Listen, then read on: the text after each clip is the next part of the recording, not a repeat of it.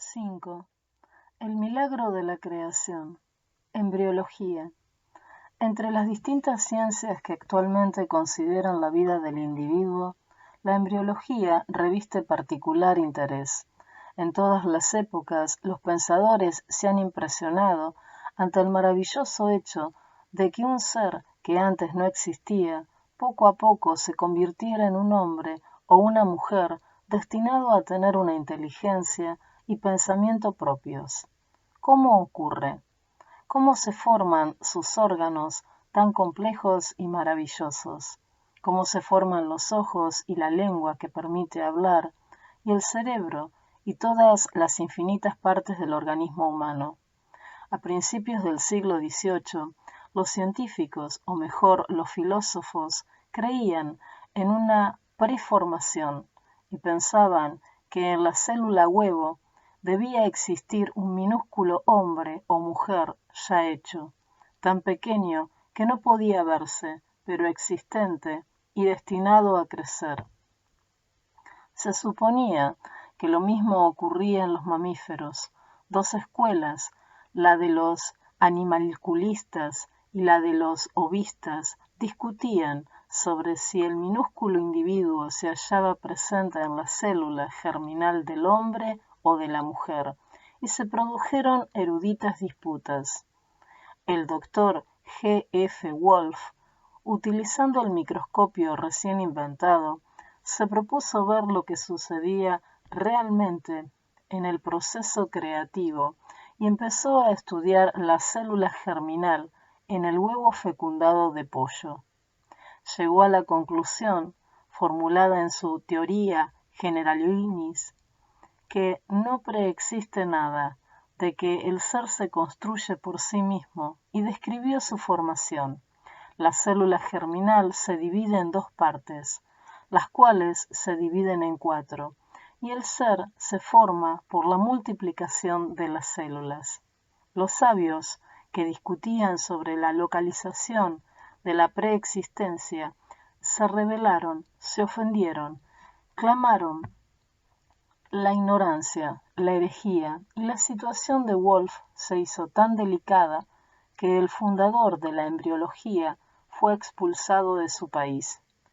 Vivía en el exilio y murió en tierra extranjera. Aunque los numerosos seguidores se multiplicaron, durante 50 años nadie se atrevió a investigar el secreto. Pero mientras tanto, las aseveraciones de aquel primer investigador iban prosperando. Otro científico, K. E. von Baer, realizó las mismas experiencias y halló que todo lo que había afirmado Wolf era cierto. Lo afirmó y esta vez todos aceptaron la nueva verdad. Así nació la nueva rama de la ciencia que se denomina embriología. Indudablemente la embriología es una de las ciencias más incipientes, pues estudia el mundo en que se forma un cuerpo que no existía antes para entrar finalmente en el mundo viviente. Esto se verifica en todos los vegetales y los animales. La célula germinativa, lo que constituye un hecho de inagotable meditación, pues los grandes genios, sea cual fuera el campo en que se manifestaron, desde Napoleón hasta Alejandro, desde Shakespeare hasta Dante, hasta Gandhi, y también hasta el más humilde ser humano, todos fueron construidos a partir de estas minúsculas células.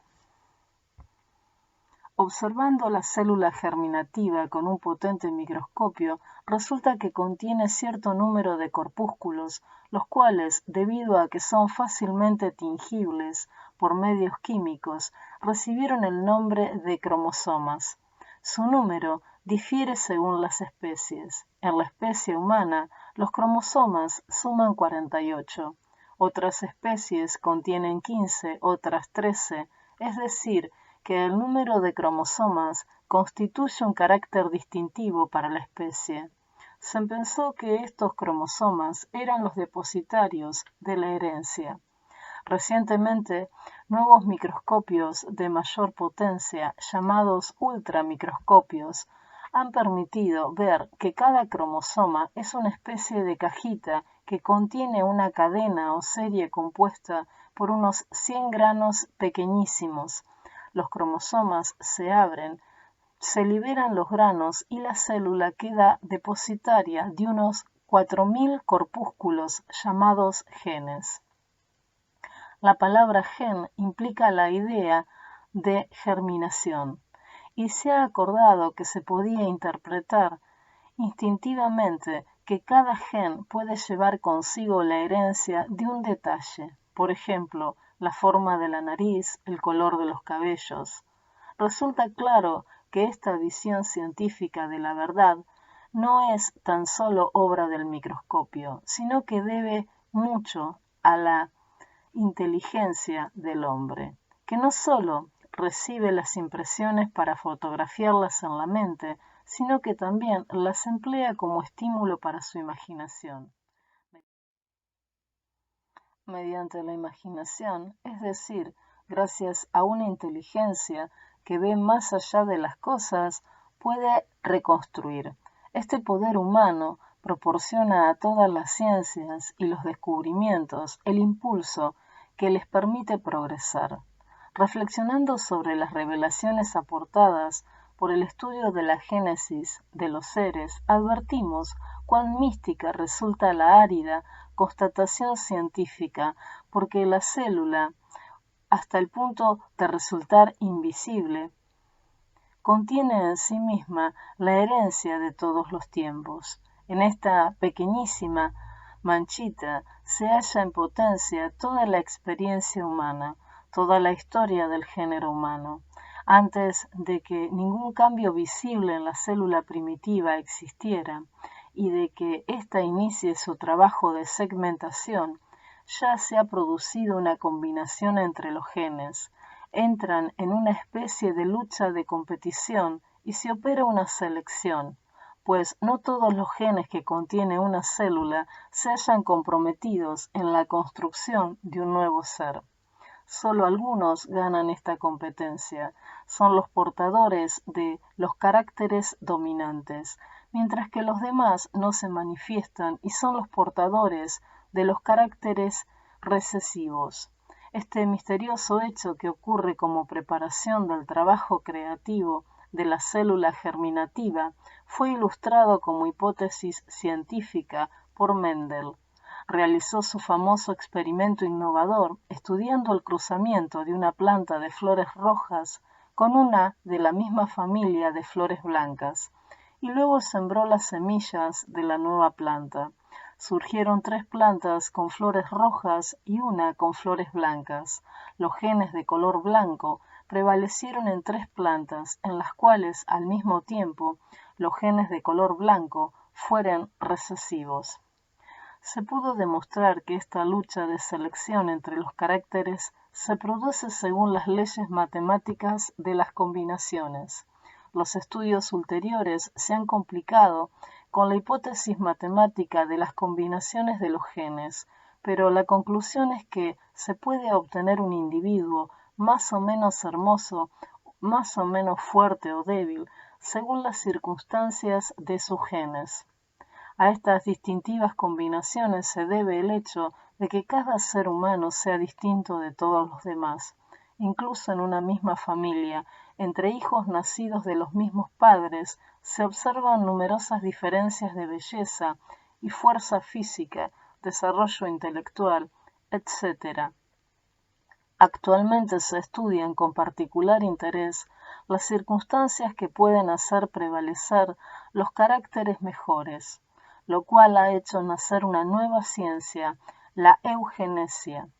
El capítulo sobre las combinaciones de los genes, que se refiere a un conjunto de hipótesis, se halla separado del estudio directo de los fenómenos que ocurren cuando se establece su combinación.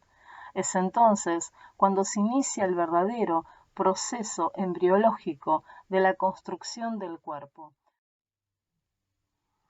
El procedimiento seguido es constante en todos los animales. Primero, las células forman una especie de esfera vacía, como la pared de una pelota de goma elástica, la mórula. Luego la pared se hincha y se forman dos paredes superpuestas. Finalmente, entre los dos primeros estratos se infiltra un tercer estrato y ya tenemos los tres muros, de los que derivará toda la construcción. Estos estratos o capas, hojitas germinativas, son, por lo tanto, uno exterior o ectodermo, uno medio o mesodermo y uno interior o endodermo, y forman un pequeño grupo alargado en el que todas las células son iguales entre sí, aunque más pequeñas que la célula de la que provienen. Cada una de las tres paredes produce un complejo de órganos. La externa da lugar a la piel, a los órganos sensoriales y al sistema nervioso. Y esto demuestra que el estrato exterior se halla en relación con el ambiente porque la piel protege y el sistema nervioso nos pone en comunicación con el ambiente. La pared interna desarrolla los órganos que sirven para la nutrición, como el intestino, el estómago, las glándulas de la digestión, el hígado, el páncreas y los pulmones. Los órganos del sistema nervioso se denominan órganos de relación porque nos permiten ponernos en relación con el ambiente. Los órganos del sistema digestivo y respiratorio se denominan órganos vegetativos porque hacen posible la vida vegetativa. La tercera o media pared produce el esqueleto que sostiene todo el cuerpo y los músculos. Estudios recientes han demostrado cómo ocurre el desarrollo de los órganos. En estos estratos uniformes se presentan puntos o centros que de golpe se hacen biológicamente más activos y de estos puntos emergen células de la pared matriz que tienden a construir un órgano, o mejor dicho, el esbozo de un órgano. Para cada órgano siempre se repite el mismo tipo de procedimiento y los distintos órganos provienen de estos centros de mayor actividad distantes entre sí. En el momento en que comienzan a surgir las construcciones de órganos, las células, que eran todas iguales, empiezan a modificarse y experimentan tan profundas diferenciaciones según las funciones que deberían cumplir los distintos órganos. Se produce la llamada especialización celular, que tiene por misión cumplir la función relativa a los órganos que se construyen. Por tanto, aunque la delicada especialización de las células se produzca en vistas de una determinada función, de hecho, tiene lugar antes de que se inicie la función.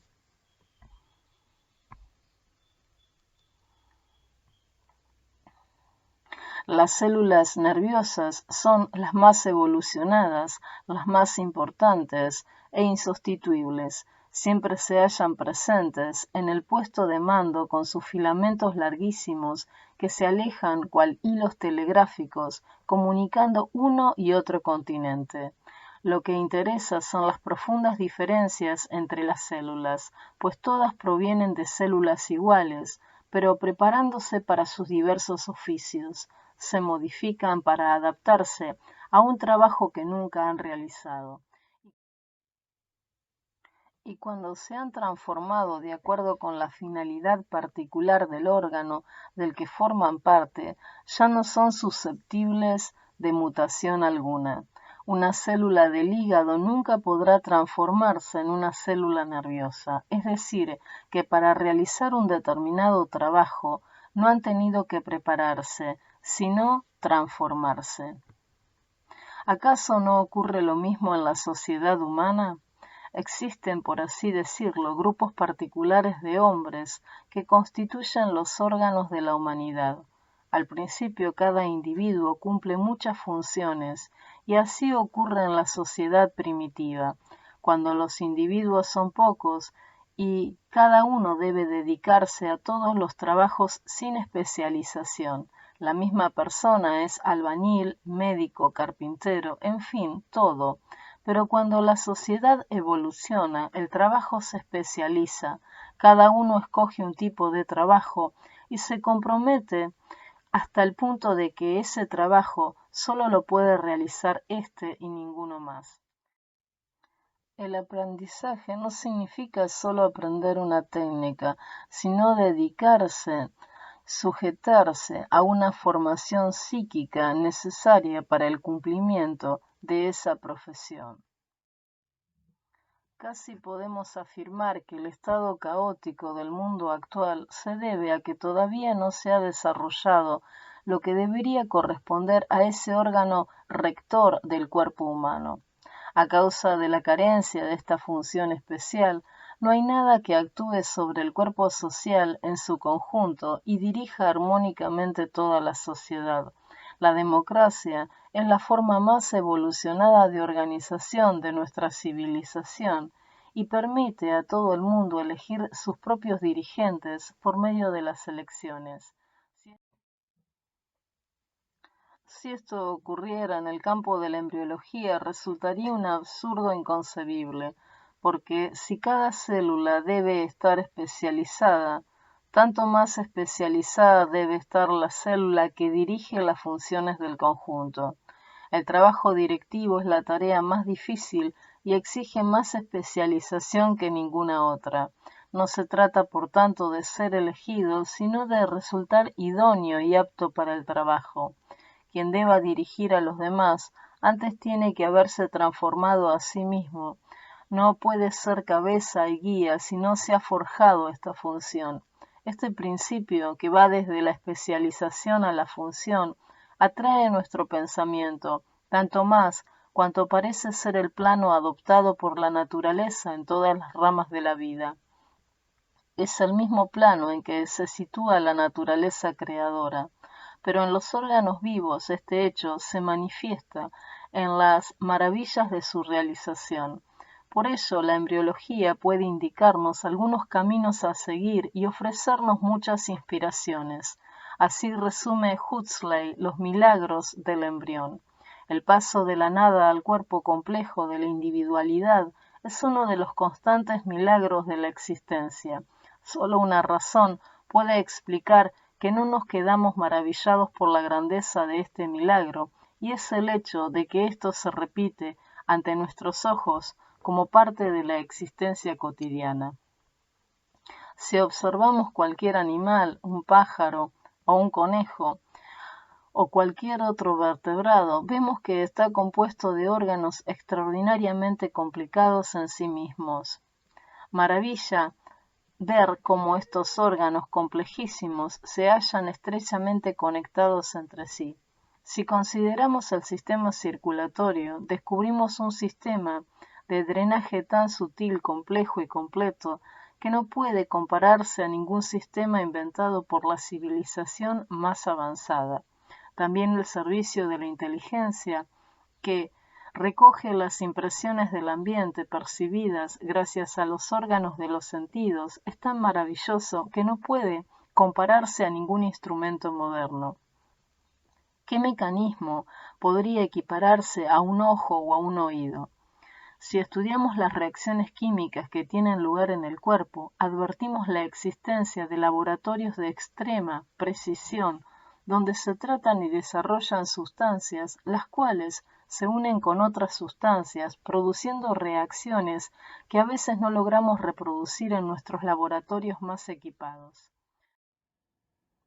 Comparadas con las redes de comunicación creadas por el sistema nervioso humano, nuestras comunicaciones más evolucionadas y perfectas, incluyendo el teléfono, la radio, la televisión y muchas otras, resultan insuficientes y defectuosas. Y si estudiamos el ejército mejor organizado del mundo, nunca hallaremos una disciplina comparable a la de los músculos que ejecutan inmediatamente las órdenes de un mando o estratega.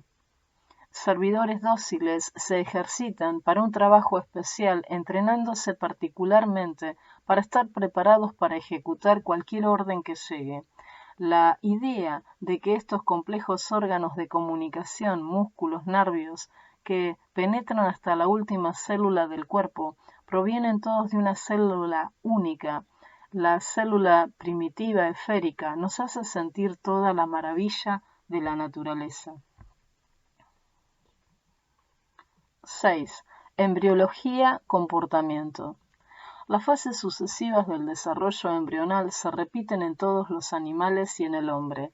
Los animales inferiores son distintos en el sentido de que su desarrollo es incompleto y se detiene en sus fases más primitivas. Por ejemplo, el volvox se detiene en la fase de la eférula y permanece como una pequeña bola vacía que se enrolla en las aguas del océano, moviendo los pelos vibrátiles que se le han desarrollado en la cara externa de la única capa de células de que consta. Los celentéreos corresponden al embrión, que tiene una doble pared por invaginación de la pared externa y están constituidos por dos sólidas capas de células, el ectodermo y el endodermo. Y en aquellas que poseen las tres capas completamente desarrolladas, los primeros estadios de la formación son tan parecidos entre sí que es fácil confundir el embrión de uno con el embrión de otro animal, como muestra la figura, el ratón con el lagarto con el hombre. Esto se argumenta como una de las pruebas más claras de la teoría de la evolución de los diversos grados de la animalidad. Así el hombre provendría del simio, los mamíferos y los pájaros de los reptiles, estos de los anfibios y de los peces, y así sucesivamente hasta los animales más simples y hasta los seres unicelulares. Al comenzar su teoría de las mutaciones, de Vries derivó de la misma planta producía formas distintas, sin ninguna influencia atribuible al ambiente, lo que hizo pensar en variaciones espontáneas, cuya causa no debería decirse que es del ambiente, sino de las actividades internas del embrión, ya que solo en el embrión existe la posibilidad de variar rápidamente. Esto permite incluir otras posibilidades, además de la lenta adaptación en el periodo de tiempo muy largo, y el pensamiento humano pudo moverse con más libertad hacia nuevas intuiciones y sensibilizarse ante la perspectiva de nuevos problemas. En efecto, la construcción embriológica, que puede ser estudiada con el microscopio, solo se refiere a una parte mecánica, mientras que los seres vivientes no solo son un conjunto de órganos que se unen con una funcionalidad única. Lo verdaderamente misterioso es que, por procedimientos algo similares entre sí, se produzca ahora un reptil, ahora un pájaro o un mamífero o un hombre. Las formas definitivas de los miembros del cuerpo, de los dientes, etc., que constituyen las diferencias entre los animales, no están ligadas a aquel primitivo hecho embrional, sino más bien al comportamiento de los animales en el ambiente.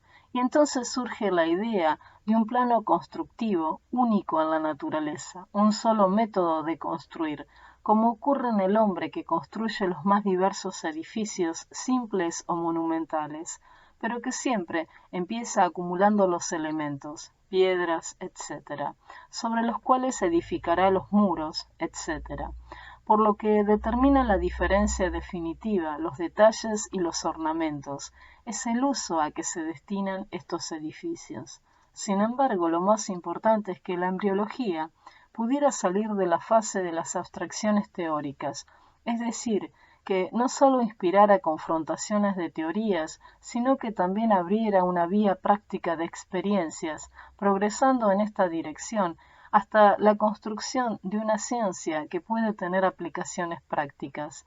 En efecto, el embrión puede sufrir influencias transformadoras y el hombre, al actuar sobre sí mismo, puede orientar experimentalmente el camino de la vida.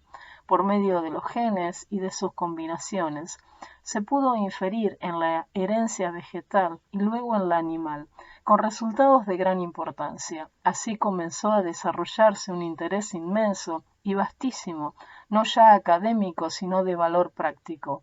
La importancia del embrión reside en el hecho de que al no poseer aún órganos construidos de modo definitivo, puede variar fácilmente. Este es el secreto de la vida que el hombre empieza a penetrar y comprender. Hace algunos años en América se otorgó la primera patente de embriología porque se produjo una variedad de abejas sin aguijón y capaces de producir bastante más cantidad de miel que las abejas corrientes. De igual modo, se transformaron algunas plantas que produjeron mayor cantidad de frutos o perdieron las espinas que antes molestaban. Del mismo modo, se produjeron raíces ricas en sustancias nutritivas y otras que fueron depuradas del veneno que contenían. Los resultados más conocidos son los que se alcanzaron al obtener innumerables y bellísimas calidades de flores. Actualmente, aunque el hecho es poco conocido, la actividad del hombre se extiende no solo sobre la tierra firme, sino también en el agua, en el reino animal y vegetal, hasta el punto en que se puede afirmar que el hombre, con su inteligencia, ha logrado embellecer y enriquecer el mundo. Si le estudia como hacen los biólogos la vida en sí misma y se considera la influencia recíproca de las diferentes formas que asume y las consecuencias de esta influencia, se empezará a percibir uno de los fines de la vida humana sobre la Tierra y a comprender que el hombre se halla entre las grandes fuerzas cósmicas. Con la aportación de su inteligencia, el hombre aparece como el continuador de la creación, como si se le hubiera encomendado utilizar esta fuerza y ayudar a la creación, acelerando su ritmo, como dice Huxley, y haciéndola más perfecta al ejercer un control sobre la vida misma. El estudio de la embriología no es por tanto abstracto ni infructuoso. Si pensamos con un esfuerzo de imaginación que el desarrollo psíquico sigue un proceso similar, podemos imaginar que el hombre que actualmente puede actuar sobre la vida para crear nuevos tipos de desarrollo más elevados, también podría apoyar y controlar la formación psíquica de los hombres. En efecto, también el desarrollo psíquico del niño, y no solo en el cuerpo, parece regido por el mismo designio creativo de la naturaleza. La psique humana también empieza a partir de la nada, o por lo menos a partir de lo que parece nada, del mismo modo que el cuerpo parte de aquella célula primitiva que no parece demasiado distinta a las demás células. En el recién nacido, incluso psíquicamente hablando, parece que no existe nada construido. Del mismo modo, no existe el hombre ya hecho en la célula primitiva. Al principio se produce la obra de acumulación del material, análogamente a lo que hemos visto a propósito de la acumulación de células mediante la multiplicación.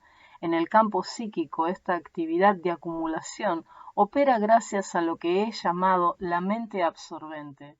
También en el campo psíquico, esta actividad de acumulación opera gracias a lo que he llamado la mente absorbente.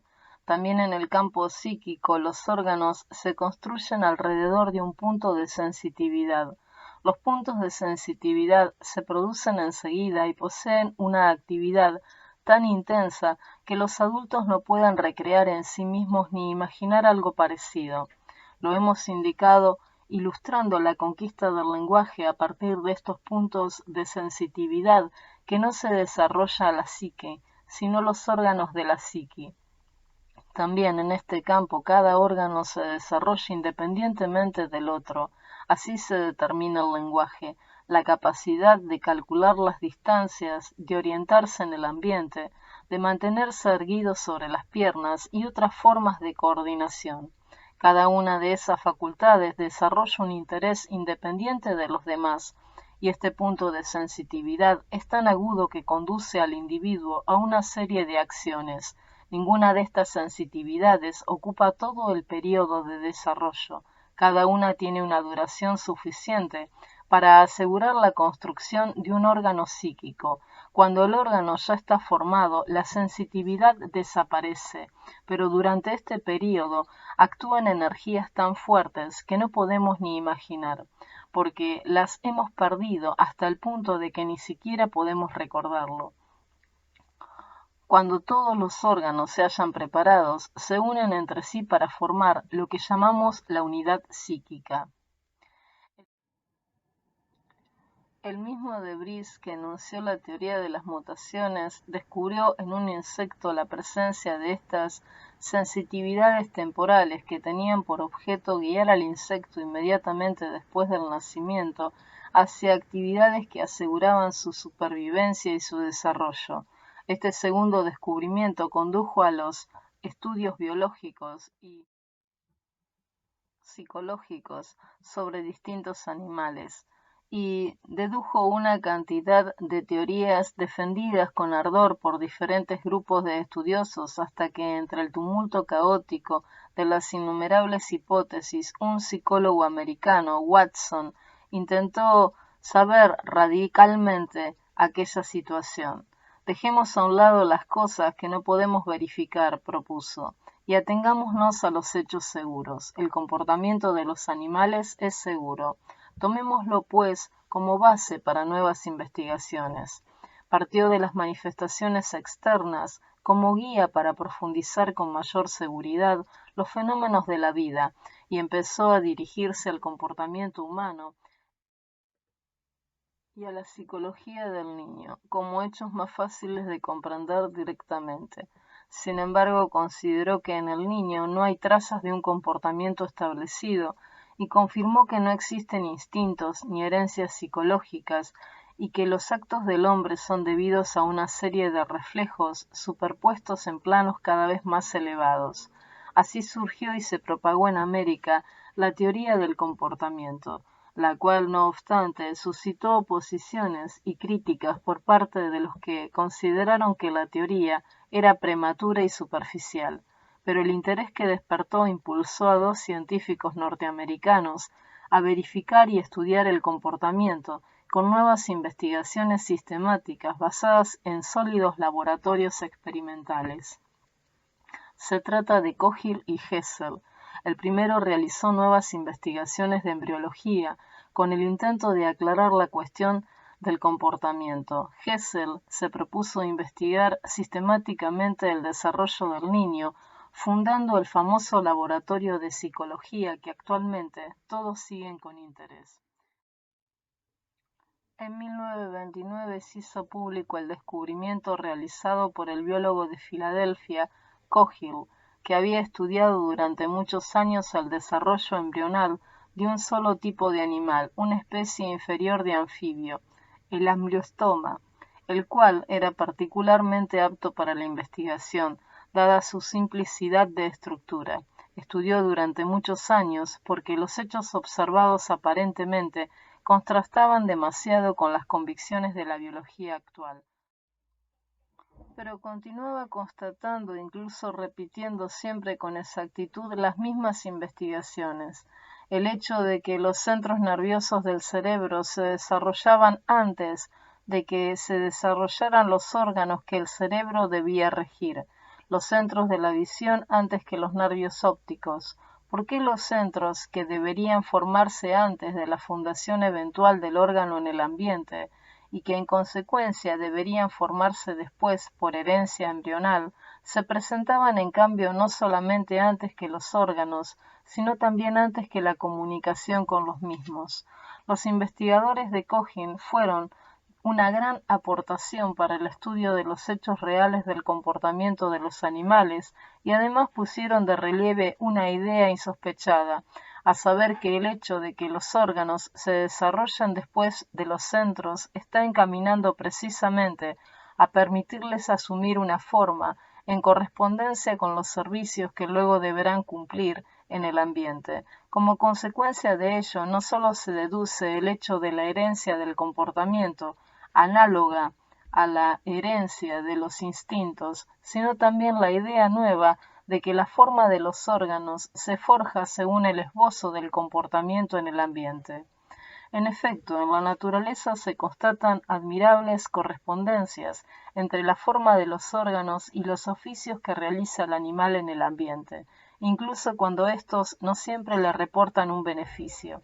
Los insectos que succionan el néctar de las flores desarrollan trompas adaptadas a la longitud de la corola de las flores respectivas, pero también desarrollan un vello para recoger el polen con el que fertilizan otras flores que visitan después.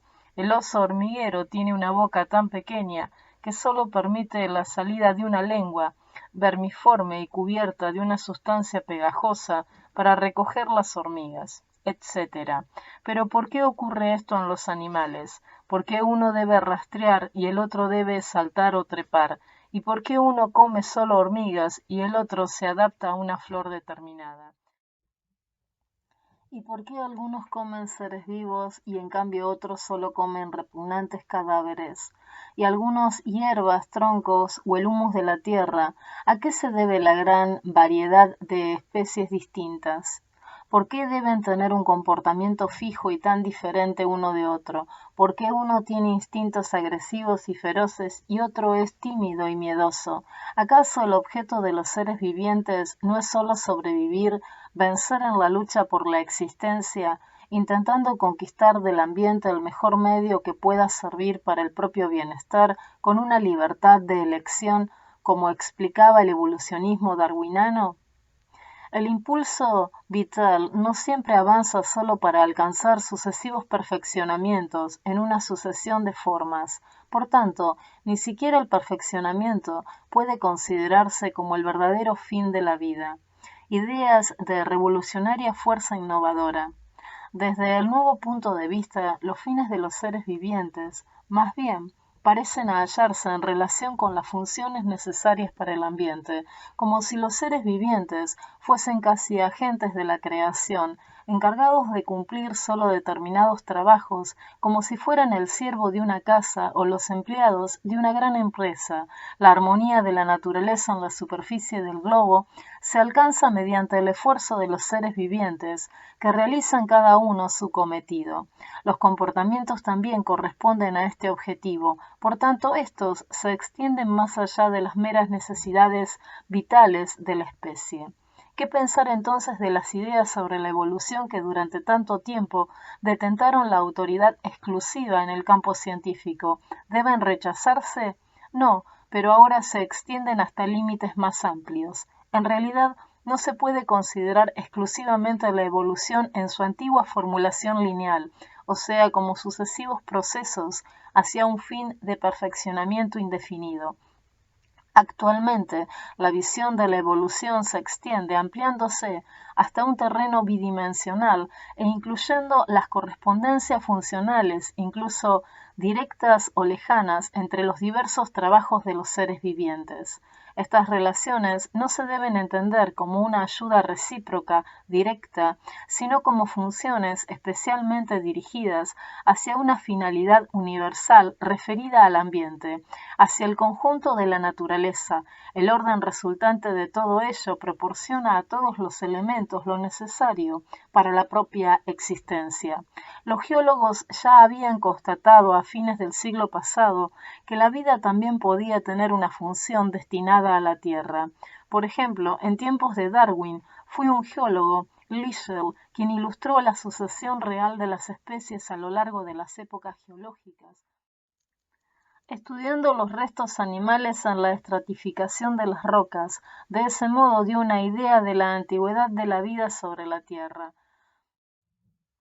La ecología podría considerarse como una biología práctica, la cual se basa en las relaciones que concurren entre seres vivientes, más bien que en los caracteres particulares de cada especie. Los conocimientos modernos son más comprensibles y utilizables en la vida práctica, porque la visión de la evolución se completa con las funciones sobre el ambiente y se aproxima más a la verdad en su unidad. Estas funciones aparecen como la parte más conclusiva y que da más luz. La vida no está sobre la tierra solo para conservarse a sí misma, sino para cumplir un trabajo esencial en la creación, el cual por ello es necesario para todos los seres vivientes. Un plano, un método. Ni los descubrimientos ni las teorías que se derivan de las conquistas modernas explican el misterio de la vida, pero cada nueva particularidad que sale a la luz añade nuevos conocimientos que aumentan nuestra comprensión de la misma. Embriología, comportamiento. Los hechos externos que pueden ser observados plenamente ofrecen guías prácticas que deben ser utilizadas y quienes como nosotros se dedican a ayudar a la vida en la educación del niño no pueden dejar de considerar el niño como un ser vivo en periodo de crecimiento y de descubrir o intentar interpretar qué lugar le corresponde dentro de la biología, o sea, dentro del campo total de la vida, porque el concepto lineal de la evolución que explica la descendencia a través de la adaptación, la herencia y el impulso hacia el perfeccionamiento ya no resulta suficiente. Además del impulso vital de crear y de perfeccionarse, también debe existir en el niño otro objetivo, a saber, el de una tarea por cumplir en armonía y al servicio de un subconjunto. Puedo prever que surgirá inmediatamente la pregunta ¿cuál será la tarea del niño? No se podría proceder con seguridad hacia una educación científica sin detenerse a resolver este problema, porque el niño tiene una doble tarea. Considerando solo la de crecer, corremos el peligro de suprimir sus mejores energías.